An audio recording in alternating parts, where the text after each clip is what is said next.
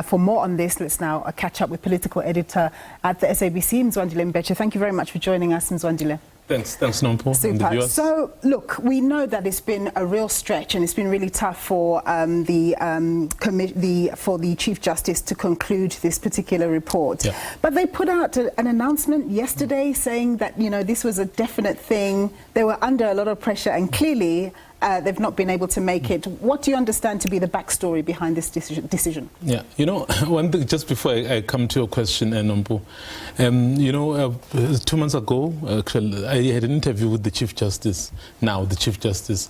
I think one of the questions I asked was, given the amount of work that you had to go through, why didn't you just ask for a lengthy period of time so that you are able to conclude everything? So, and then he said, you know what, they had thought they would be able to do it. So clearly it comes back to it now. So they may have put themselves under huge pressure to deliver, but things are not going the way they want them to go. But what is more surprising, perhaps it's the issue of the I know that the president is not supposed to be somewhere else today, and the Chief Justice is busy with interviews, but of course he's expected to conclude them.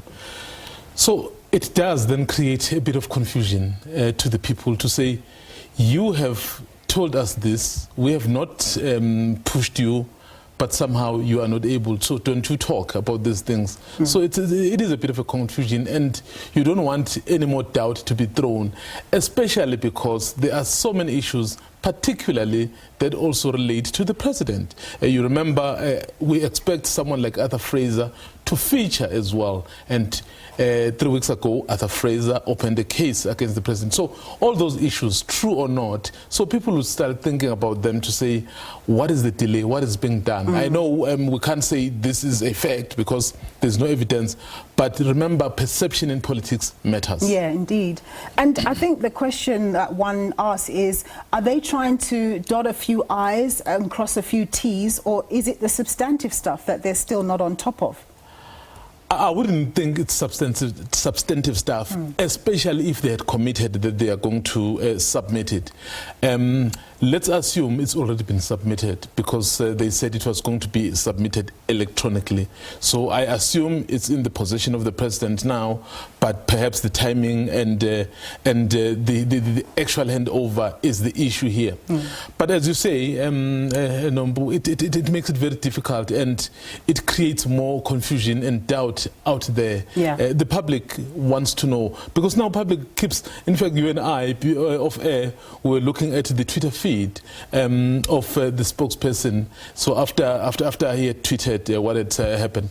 So the way people respond tells you, some people say, well, you just may keep it. Yeah. Or what is it that you're still doctoring? You know, things like those. Yeah, you end up losing credibility. Exactly. Yeah. So it is. I mean, it's been a long time, but if even at the very end we still can't conclude this, it makes it even more difficult. We've got 2 minutes left, Mzwai. What are the hot points that you're looking for in terms of the last installment of the state capture report? Well, it's quite a few things. Remember, this will deal with the entirety of the